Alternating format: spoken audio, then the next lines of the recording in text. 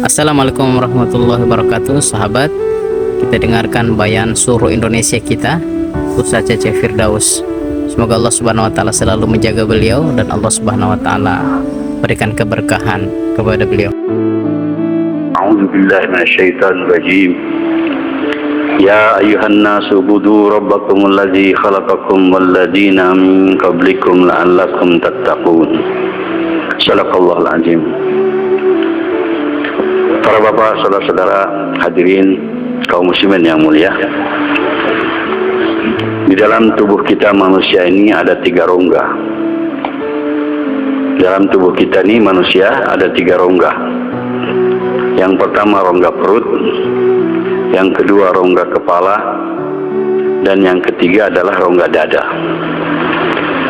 Rongga perut isinya adalah perut besar dan usus, tempat menampung makanan dan minuman. Rongga kepala isinya adalah otak, tempat menyimpan ilmu pengetahuan dan pengalaman-pengalaman. Dan rongga dada isinya adalah hati, tempat menyimpan iman atau keyakinan. Hadirin yang mulia, kalau manusia usaha atas perutnya memasukkan makanan dan minuman yang baik secara teratur, dia akan dapat manfaat, akan menaikkan tenaga. Dengan tenaganya dia bisa akan menyelesaikan pekerjaan-pekerjaan, urusan-urusan.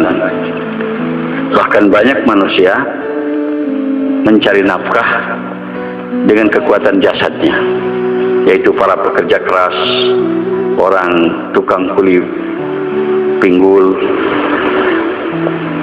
itu dengan tenaga. Maka mereka perlu menjaga, memasukkan makanan dengan teratur, minuman dengan teratur, sehingga dia dapat kesehatan dan kekuatan. Tetapi orang yang mengisi otaknya dengan ilmu pengetahuan, dia derajatnya lebih tinggi dari hanya orang yang mengisi perutnya dengan makanan saja. Misalnya, para pemilik pabrik itu memainkan otaknya, pengetahuannya, bagaimana menjalankan perusahaan. Sedangkan pegawai-pegawai di pabrik itu kuli-kuli kasar. Pegawai-pegawai di pabrik dapat gaji, dapat pendapatan. Tetapi pemilik pabrik yang menggunakan otaknya dapat penghasilan lebih besar daripada para pekerja pabrik. Demikian juga olahragawan sangat penting menjaga makanan dan minuman yang masuk ke perutnya dengan teratur supaya dia mencapai prestasi. Tapi para promotor, para sponsor promotor daripada olahragawan yang menggunakan otaknya, dia lebih tinggi derajatnya daripada olahragawan itu sendiri. Misalnya petinju, dia bertinju, berlatih, kadang-kadang kena tonjok, kena pukul, babak belur.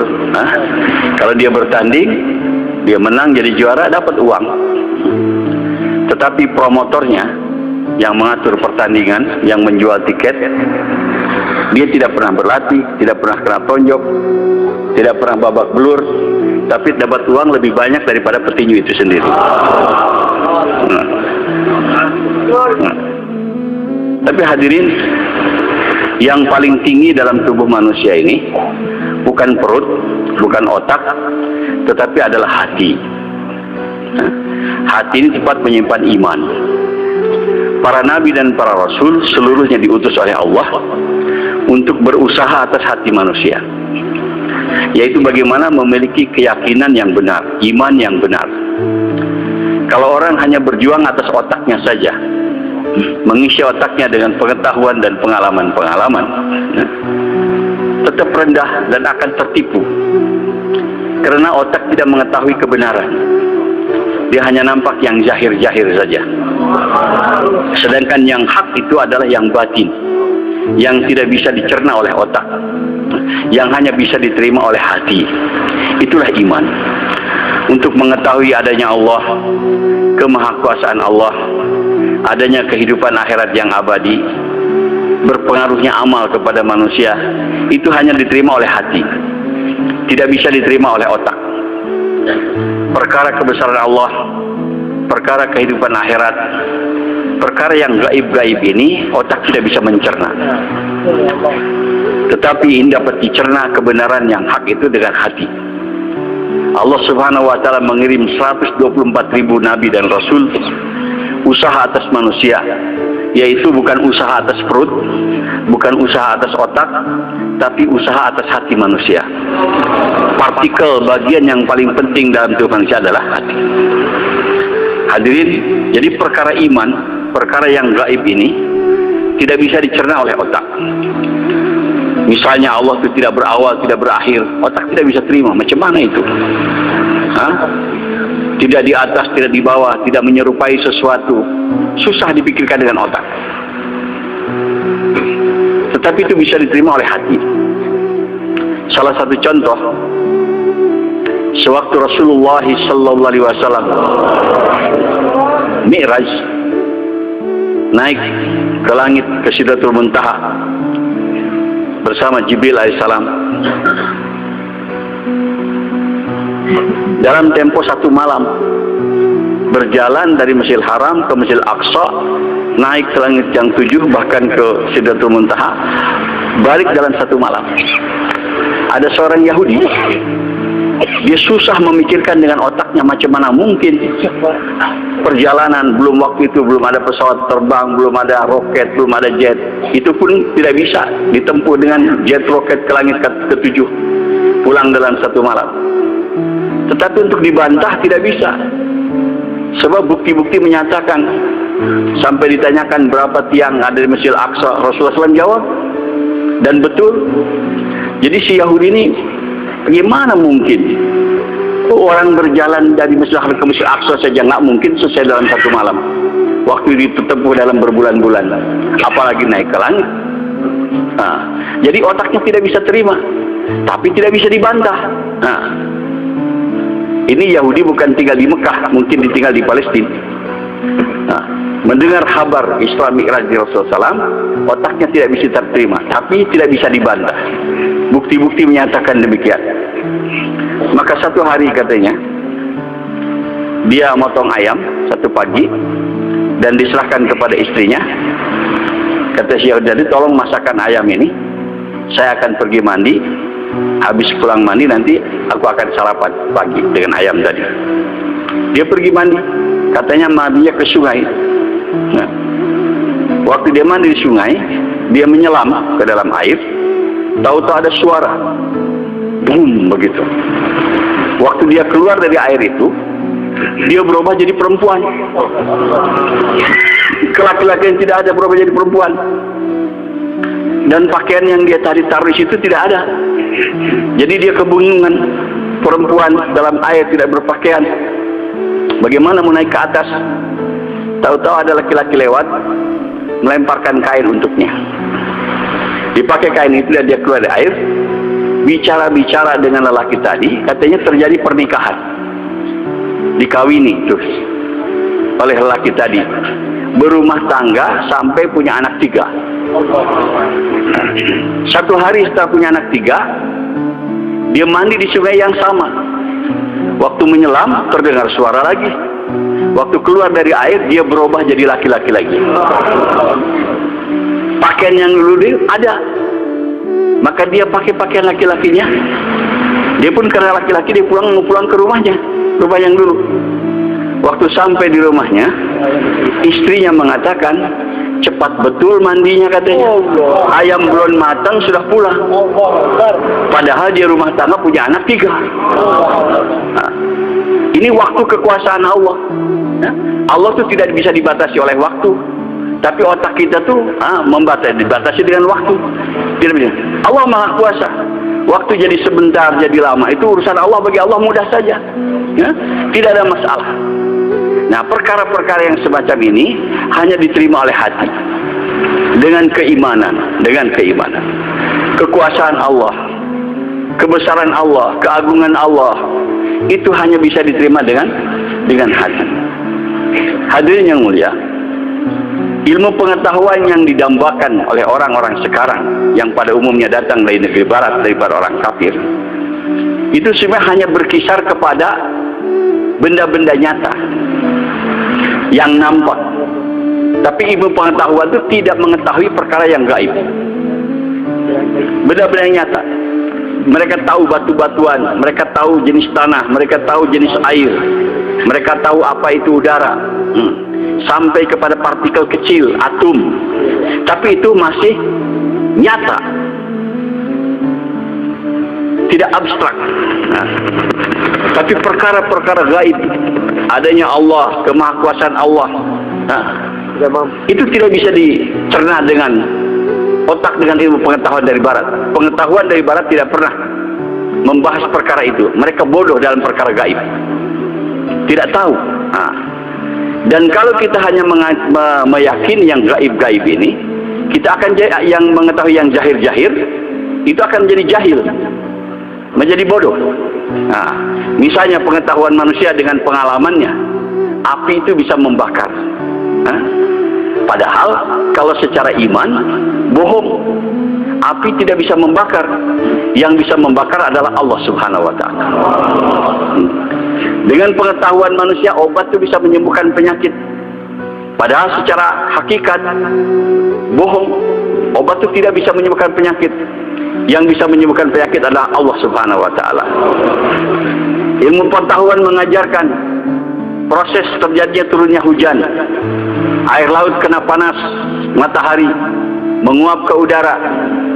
Di udara karena tiup angin ke daerah yang dingin, mengembun jadi butir-butir air, akhirnya turun menjadi hujan. Ilmu pengetahuan tahunya begitu. Proses hujan itu air laut menguap jadi awan, awan kena udara dingin, mengembun jadi air, turun hujan.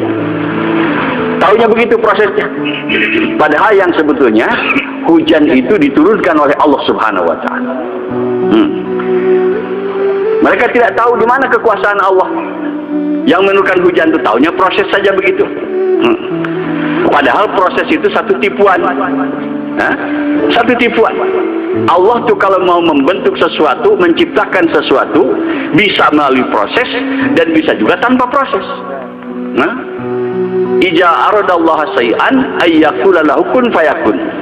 Kalau Allah menghendaki menciptakan sesuatu, hanya dengan mengatakan jadi, kun, maka akan jadi. Pada umumnya, ini sebagai tipuan buat kita, ujian keimanan. Allah membuat segala sesuatu di dunia ini dengan proses. Misalnya, terjadinya ular dari telur, menetas menjadi ular yang kecil, bertahun-tahun jadi besar, gitu kan?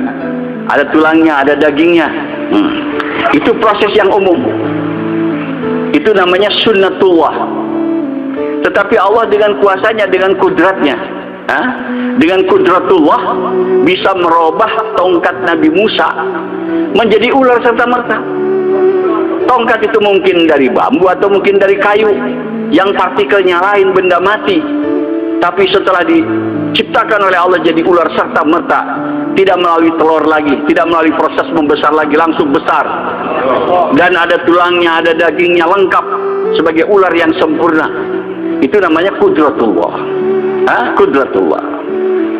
Nah, sunnatullah ini proses sering menipu kepada kehidupan manusia. Jadi perkara-perkara gaib ini hadirin tidak bisa diterima oleh otak, tapi akan diterima oleh hati dengan iman, dengan iman. Pernah serombongan sahabat radhiyallahu anhum yang dipimpin oleh A'la al-Hadrami sedang berjuang di jalan Allah, bergerak di padang pasir. Tahu-tahu mereka kehabisan air, perbekalan air kehabisan. Sudah mereka mulai haus, tidak mandi, tidak cuci. Maka mengadu kepada pimpinan rombongan bahwa air habis. Kata Al-Hadrami, kita bertayamum, sholat, doa, mohon kepada Allah. Maka mereka lakukan itu. Mereka bertayamum, sholat, doa, mohon kepada Allah. Setelah itu dilanjutkan perjalanan. Belum lama melanjutkan perjalanan, mereka jumpa dengan sungai yang jernih, mengalir. Maka mereka selesaikan hajat-hajat mereka. minum sepuasnya, mandi, cuci, bahkan singgah beberapa lama istirahat di pinggir sungai itu. Nah, setelah selesai istirahatnya dan menyelesaikan hajat-hajatnya, mereka isi tempat-tempat air mereka dengan air, lanjutkan perjalanan. Tidak lama melanjutkan perjalanan, ada seorang sahabat lupa ketinggalan tempat airnya di pinggir sungai. Maka dia minta izin kepada amir pimpinan rombongan untuk mengambil itu tempat airnya. Diizinkan, dia pergi sendiri ke belakang. Waktu dia pergi sendiri ke arah sungai, tempat air dijumpai di situ ada, tapi sungai sudah tidak ada lagi. Allah Subhanahu wa taala menciptakan sungai hanya untuk menolong para sahabat radhiyallahu anhu. Orang-orang yang berkecimpung dengan ilmu logika saja tidak bisa terima, macam mana mungkin ada sungai mendadak begitu diciptakan. Tidak bisa terima akalnya. Tapi dengan iman bagi Allah mudah. Langit, bumi tadinya tidak ada, diciptakan hanya dengan kun fayakun, kata Allah jadi maka jadilah. Masa menciptakan sungai Allah tidak berkuasa? Itu perkara kecil bagi Allah Subhanahu wa taala. Tapi perkara-perkara ini hanya bisa diterima dengan orang yang iman, yakin kepada Allah Subhanahu wa taala. Hadirin yang mulia, orang-orang yang berkecimpung dalam ilmu pengetahuan yang logika hanya membahas perkara itu, bahayanya hadirin menuju kepada ateisme. Banyak orang menjadi ateis seperti di Eropa, di Amerika sekarang, tidak beragama karena berkecimpung dalam pengetahuan logika saja. Segala sesuatu main logika begitu, sehingga mereka tidak mengetahui kekuasaan Allah, tidak menerima kekuasaan Allah Subhanahu wa taala. Tidak ada lagi menyelesaikan masalah dengan doa, mohon pertolongan Allah, tetapi hanya dengan kecerdasan otak. Itu bodoh hadirin yang mulia. Segala sesuatu ditentukan oleh Allah Subhanahu wa taala. Yang benar kita harus munajat kepada Allah, harus taat kepada Allah Subhanahu wa taala. Baru Allah akan bereskan segala permasalahan kita. Ya hadirin, usaha yang paling tinggi ini bukan mengisi perut dengan makanan, bukan mengisi otak dengan ilmu pengetahuan, tapi adalah mengisi hati dengan iman, hadirin. Ini perkara yang paling penting. Kalau tidak, hidup kita akan tertipu. Hanya mengisi otak saja dengan ilmu pengetahuan. Sekarang dikatakan katanya apa? Iptek, ilmu pengetahuan dan teknologi, begitu. Kalau itu saya diisikan kepada kita tanpa kita berusaha memasukkan iman ke dalam hati kita, maka akan tertipu daripada kehidupan kita ini. Sebagaimana tertipunya orang-orang kafir, orang-orang barat yang tidak yakin kepada adanya kehidupan akhirat, tidak yakin dengan adanya kekuasaan Allah Subhanahu wa taala. Hanya mereka mendambakan kepada otaknya saja. Orang-orang ini walaupun sebagai istidraj daripada Allah, mungkin berhasil mencapai ini, mencapai itu, dia kaya raya, kelihatan dunianya glamor, tapi sebetulnya dalam kebodohan. Orang-orang kafir yang tidak beriman tuh hadirin, hidupnya itu hanya menunggu ajab datang saja. Walaupun dia kaya raya, walaupun dia raja, penguasa, kalau tidak ada iman, walaupun pengetahuannya tinggi, titelnya berderet, begitu mati akan tersiksa untuk selama-lamanya. Jadi hidupnya hanya menunggu ajab datang. Begitu mati, ajab akan datang, tersiksa untuk selama-lamanya. Ini bahaya tidak usaha atas hati, tidak usaha atas iman, hadirin yang mulia. Mulianya manusia ini hadirin bukan dengan kekenyangan perutnya, bukan dengan ada ilmu pengetahuan di otaknya, atau dengan kekayaannya, atau dengan pangkatnya, bukan. Tetapi mulianya manusia itu dengan imannya, hadirin. Kalau manusia tidak ada iman, walaupun kaya raya, walaupun berpangkat tinggi, derajatnya rendah seperti binatang, bahkan lebih rendah, lebih hina daripada binatang. Kalau kita mengatakan kepada mereka sekarang, orang-orang yang tidak ada iman, kamu ini rendah seperti binatang, lebih rendah daripada binatang, lebih hina daripada binatang, dia marah. Tapi nanti di akhirat mereka sendiri akan mengakui, hadirin. Karena nanti di akhirat, pada yaumil kiamah, setelah hisab, itu binatang-binatang Allah jadikan tanah semuanya.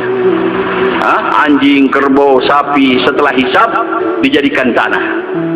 Tapi orang yang tidak beriman bukan jadi tanah, dia akan menghadapi siksaan yang abadi dalam neraka. Maka kata-kata mereka orang yang tidak beriman ini disinyalir oleh Allah, diabadikan dalam Al-Quran. Setelah mereka melihat binatang-binatang jadi tanah, sedangkan mereka menghadapi siksaan yang abadi, maka mereka berseru, ya laitani kuntu turaba. Ya Allah, kenapa kami tidak dijadikan tanah saja seperti binatang? Kata para ulama tafsir ayat ini, ya Allah, kata orang-orang kafir itu, kenapa kami di dunia tidak dijadikan binatang saja? Lebih baik daripada jadi manusia yang tidak beriman. Ya Allah, kenapa tidak dijadikan jadi anjing, babi saja? Lebih baik daripada jadi manusia yang tidak beriman. Sebab anjing, babi, dia mati jadi tanah habis perkara, tidak ada surga, tidak neraka. Tapi orang yang tidak beriman menghadapi siksaan yang abadi. Hadirin yang mulia, camkan ke dalam hati kita bahwa usaha yang paling tinggi yang dibawa oleh para nabi berjuang memasukkan iman ke dalam hati kita, baru kita akan selamat dunia kita dan akhirat kita. Tapi sekarang umat Islam sudah tertipu dengan kemajuan duniawi daripada orang-orang kafir. Sibuk-sibukan ikut dalam iptek, ilmu pengetahuan, teknologi, agama ditinggalkan. Hadirin yang mulia, tertipu hadirin yang mulia. Banyak anak-anak orang Islam dia sekolah tinggi-tinggi, mempelajari ilmu itu dan ini, tapi agama disepelekan hadirin. Sampai banyak anak-anak Islam jadi dokter, jadi insinyur, tapi baca Quran tidak bisa hadirin. Hadirin, kita tertipu. Ilmu yang paling tinggi adalah ilmu agama. Untuk menyelamatkan kita dunia dan akhirat dengan agama hadirin. Hanya dengan agama. Tanpa agama celaka kehidupan kita hadirin. Itu kebohongan saja.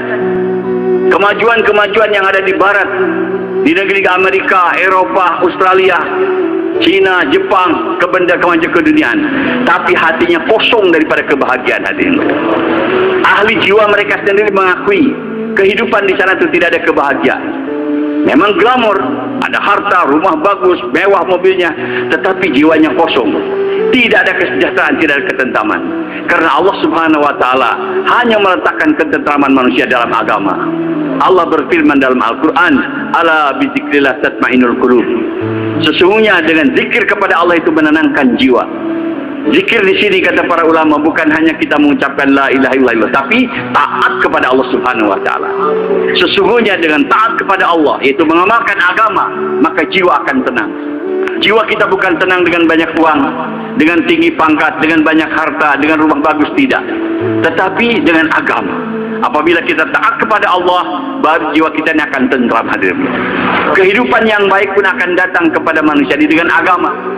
Bukan kehidupan yang baik akan diciptakan dengan kebendaan-kebendaan. Allah berfirman dalam Al-Quran, man amila salihan min zakarin aw unsa wa huwa mu'min fala nuhyanahu hayatan thayyibah. Barang siapa yang beramal soleh, baik laki-laki maupun perempuan, dan dia orang yang beriman, maka kami akan berikan kepadanya kehidupan yang baik. Kehidupan yang baik akan datang kepada kita dengan iman dan amal, yaitu dengan agama, dengan taat kepada Allah Subhanahu wa taala. Wallahi, kalau orang tidak taat kepada Allah, walaupun rumahnya daripada emas, pakaiannya daripada emas, makanannya mewah, wallahi tidak akan bahagia.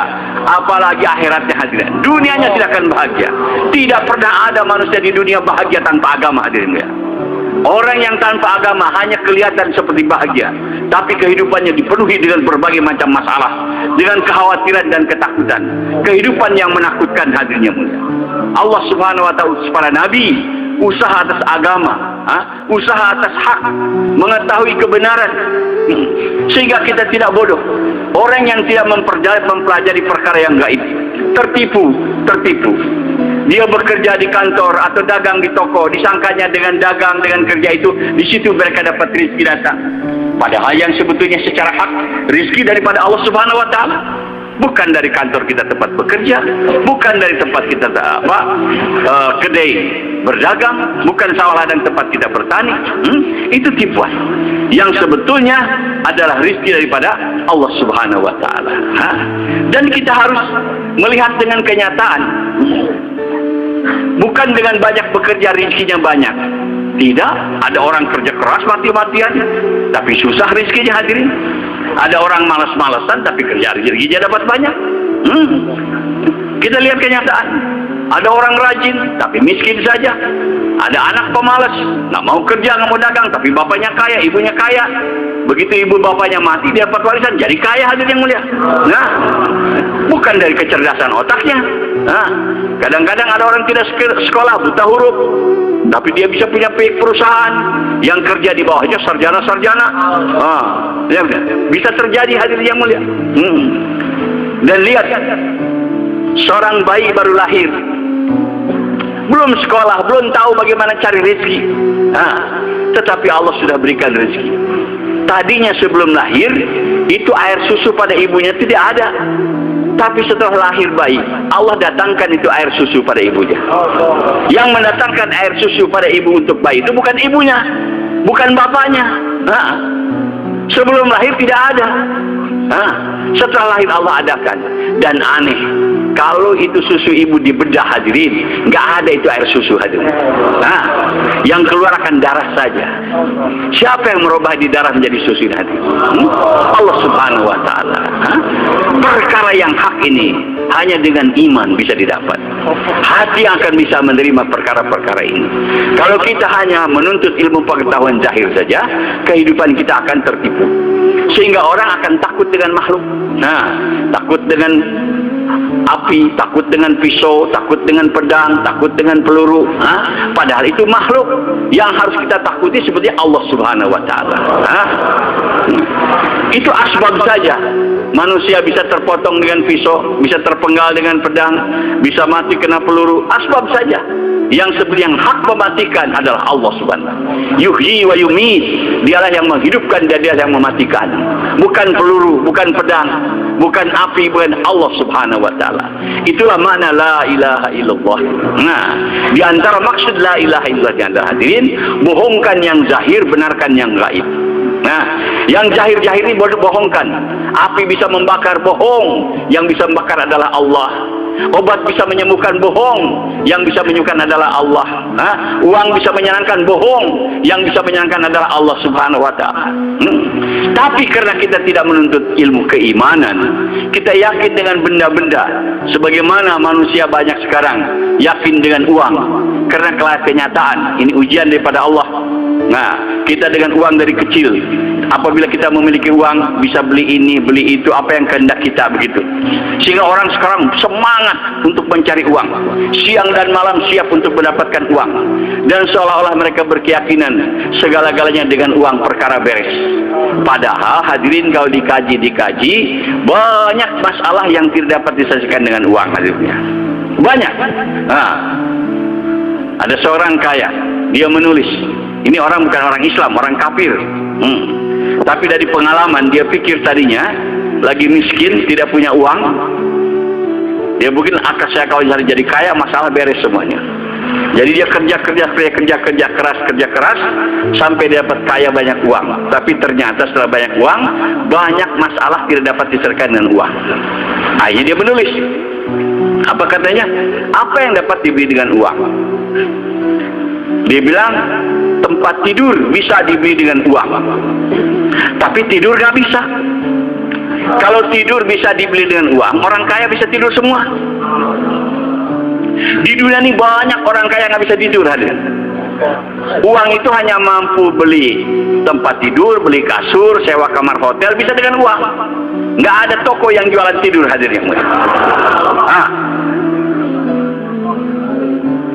Terus dia bilang obat bisa dibeli dengan uang, tapi sehat gak bisa. Kalau sehat bisa dibeli dengan uang, orang kaya tidak sakit. Coba kalau kita datang ke rumah sakit, di situ banyak orang kaya yang sakit tadi. Bukan sakit aja, mati lagi. Kalau itu sehat bisa dibeli dengan uang, orang kaya tidak sakit. Duit itu hanya mampu beli obat, bayar jasa dokter, sewa rumah sakit, bisa dengan uang. Sehat gak bisa.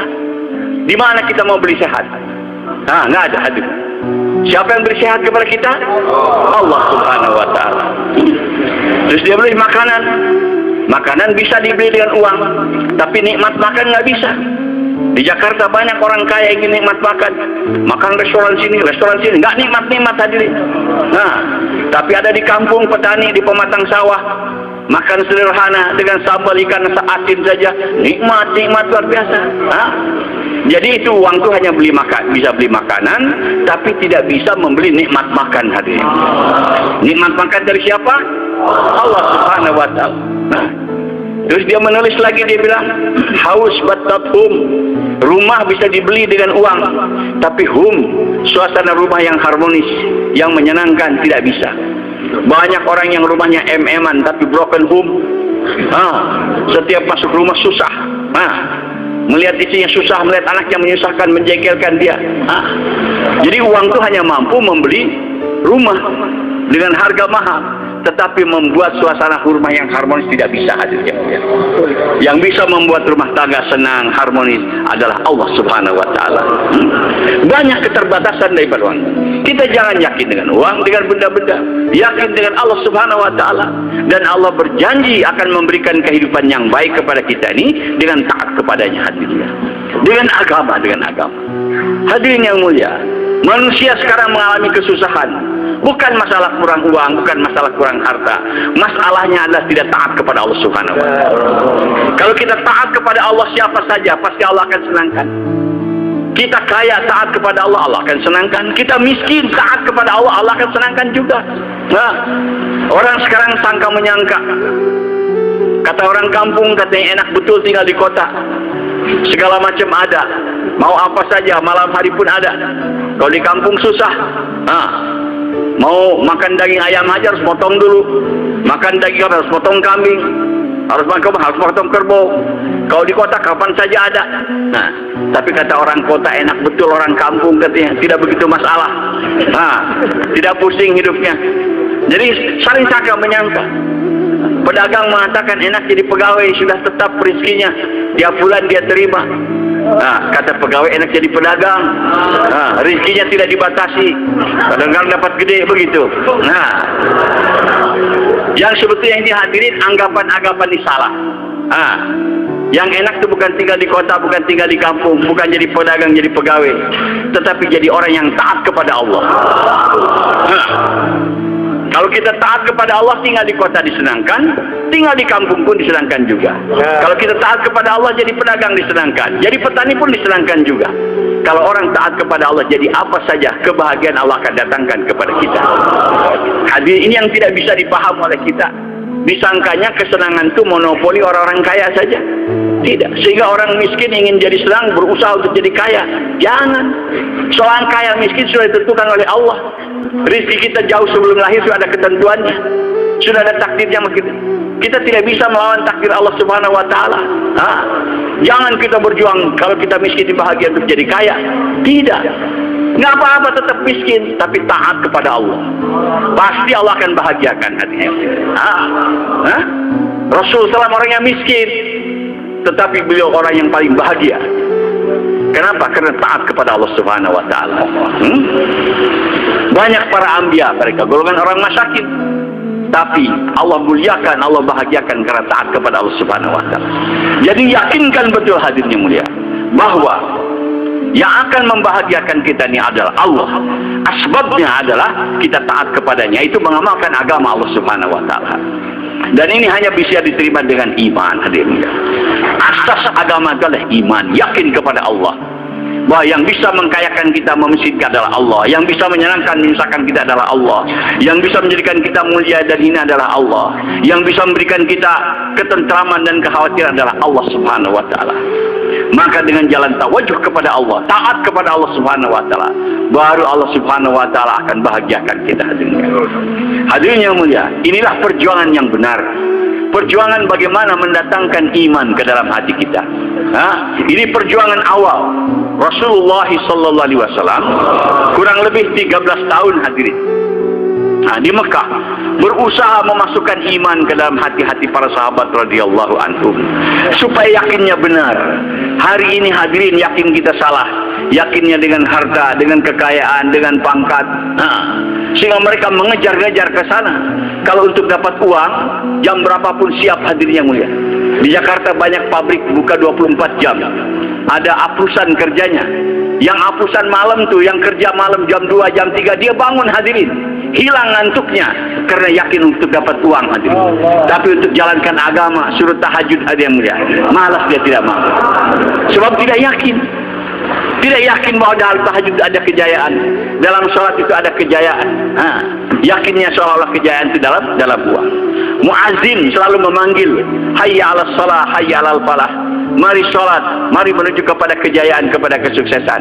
Tapi umat Islam bukan lagi kafir. Yang ngobrol tetap ngobrol, yang kerja tetap kerja, yang tidur tetap tidur. Tidak ada yang yakin bahwa dalam sholat itu ada kejayaan. Tapi kalau diajak objek, diajak cari uang, bangun hadirin. Semangatnya ada. Ini yakin kita salah hadirin. Sesungguhnya di dalam taat kepada Allah ada kejayaan. Dalam ikut sunnah Rasul ada kejayaan. Ini kelemahan kita hari ini yang menyebabkan umat Islam jadi mundur. Bukan perkara kita ketinggalan ilmu pengetahuan, bukan ketinggalan daripada teknologi. Kita tidak mau usaha atas iman hadirin. Kemenangan para sahabat radhiyallahu anhum, kemuliaan para sahabat radhiyallahu anhum karena mereka usaha atas iman hadirin. Yakin kepada Allah Subhanahu wa taala. Kita sekarang sudah tinggalkan perjuangan atas iman nih hadirin. Perjuangan atas hati kita. Kita hanya menyibukkan diri mengisi perut dengan makanan, mengisi otak dengan ilmu pengetahuan. Hati kita kosong daripada iman hadirin. Hadirin, ini usaha yang benar. Sekarang orang terkagum-kagum dengan kemajuan daripada ilmu pengetahuan orang-orang barat, orang-orang kafir. Padahal itu bukan apa-apa hadirnya. Teknologi itu apa? Teknologi itu apa? Kata para ulama, teknologi itu adalah bagaimana kekuatan benda-benda, kekuatan makhluk bersama kita. Itu orang barat itu dengan teknologinya bagaimana mengolah kekuatan udara, kekuatan air, kekuatan api, kekuatan tanah, kekuatan besi, kekuatan uranium supaya bersama dengan mereka jadi bom, jadi nuklir. Itu teknologi namanya. Jadi senjata, jadi peluru. Itu namanya teknologi. Mengolah kekuatan-kekuatan makhluk supaya bersama dengan mereka. Tetapi yang diajarkan oleh Rasulullah SAW, oleh para nabi yang lainnya kepada umat manusia bukan teknologi, tapi adalah din, yaitu agama. Agama. Apa itu keberuntungan kalau kita memiliki agama? Kalau agama ada pada diri kita, maka kekuatan Allah akan beserta dengan kita hadirin. Itu agama. Kalau kita amalkan agama, taati Allah Subhanahu wa taala, kekuatan Allah akan bersama dengan kita. Kalau kita memiliki kekuatan Allah, apa artinya itu kekuatan makhluk mau dilawankan dengan kita? Nggak ada artinya hadirin yang mulia. Waktu itu Rom dan Persia teknologinya tinggi dibandingkan dengan para sahabat. Sahabat tidak memiliki teknologi. Kalau perang itu pedang-pedangnya buntung, pedang-pedang yang berkarat, tombak yang berkarat, mereka serba canggih bagus. Tapi kemenangan para sahabat bukan dengan pedangnya, bukan dengan tombaknya, bukan dengan panahnya, tapi karena adanya pertolongan Allah Subhanahu wa taala. Lihat dalam perang Badar, jumlah sahabat hanya 313, musuh 1000. Perlengkapan sahabat sangat sederhana, musuh serba lebih. Perbekalan sahabat sangat sederhana, musuh lebih. Tetapi dalam peperangan Badar, yang 313 ini bisa mengalahkan yang 1000. Bisa mengalahkan yang perbekalan, yang senjatanya, yang kerajaan serba lengkap hadirnya. Kenapa? Ditolong oleh Allah Subhanahu wa taala. Disebutkan dalam Al-Quran sampai Allah turunkan hadirin 3000 malaikat kepada sahabat. Sampai orang kafir pun melihat bagaimana malaikat turun dari langit berkuda dengan bersuara hijau. Mereka melihat. Sehingga sahabat baru cabut pedang, belum lagi terhunus, kepala musuh sudah terpenggal hadirin. Baru mengeluarkan tali, musuh sudah terikat hadirin yang mulia. Maka Allah tegur, wa makarullah, wa ma ramaita innallah. Jadi bukan kamu yang melempar, tapi Allah yang melempar. Bukan kamu yang bunuh, tapi Allah yang mematikan. Kerja Allah Subhanahu wa taala. Karena janji Allah kepada orang-orang beriman, Allah berfirman dalam Al-Quran, wa qad haqqan alaina nasrul mu'minin. Menjadi hak aku, kata Allah, untuk membantu menolong kepada orang-orang beriman. Kalaulah kita ini ada iman, yakin yang benar, bantuan Allah itu pasti kepada kita hadirin. Ini janji Allah Subhanahu wa taala. Di lain ayat Allah berfirman, "Iyansurkumullah fala ghalibalakum." Kalau kamu ditolong oleh Allah, tidak ada satu kekuatan yang bisa mengalahkan kamu, hadirin. Kalau kita ditolong oleh Allah, tidak ada satu kekuatan yang bisa mengalahkan kepada kita ini. Kekuatan mana, hadirin? Tidak ada. Tidak ada. Kalau kita ditolong oleh Allah. Kenapa di mana-mana kaum muslimin dipermainkan, dibantai, dianiaya, dijalani? Perkaranya tidak ditolong oleh Allah. Kenapa kita tidak ditolong oleh Allah? Karena iman kita lemah, hadirin. Kalau iman kita seperti iman sahabat, pasti pertolongan Allah akan datang kepada kita. Ini sudah janji Allah. Wa kana haqqan alaina nasrul mu'minin. Menjadi hak aku, Allah mewajibkan atas dirinya untuk membantu kepada orang-orang yang beriman, hadirin. Jadi perkara kelemahan orang Islam hadirin hari ini bukan tidak ada kekuasaan, bukan tidak ada harta, tapi perkaranya adalah kita lemah dalam perkara iman, hadirin. Kalau dikaji kata para ahli ekonomi, orang terkaya di dunia hari ini bukan orang kafir, orang Islam. Dan negara terkaya di dunia bukan negara orang kafir, negara orang Islam. Tapi kenapa masih orang umat Islam hina, ada di belakang, dikalahkan? Nah, ini bukti. Bukan dengan kekayaan negara, bukan dengan kekayaan harta kita akan menjadi mulia, bukan. Tapi dengan iman. Kalau kita ada iman, pasti akan dibantu oleh Allah Subhanahu wa taala. Walaupun kita tidak memiliki apa-apa. Kalau ada bantuan Allah, beres semuanya, hadirin yang mulia. Jadi karena kita sekarang meninggalkan usaha atas iman, sibuk-sibuk ikut kepada cara orang-orang kafir di bidang-bidang yang lain kita. Bukan di situ kejayaan kita, hadirin. Allah Subhanahu wa taala telah menautahkan kejayaan daripada manusia ini dalam agama, dalam iman. Sebagaimana para ulama memberi contoh, katanya kejayaan ikan itu adanya di dalam air. Selama ikan dalam air, dia akan selamat, bisa pergi ke sana kemari, walaupun mungkin ada kekurangan makanan, tapi tetap kalau dalam air masih dibahagiakan oleh Allah. Tapi kalau berada di darat, walaupun makanan penuh di kiri kanannya, dia tidak akan bahagia, hadir. Coba tuh ikan taruh di tempat tidur, kasih makanan yang banyak, gak ada air, gelisah, hadir yang mulia. Sudah Allah letakkan dunianya, bahagianya ikan itu di dalam air.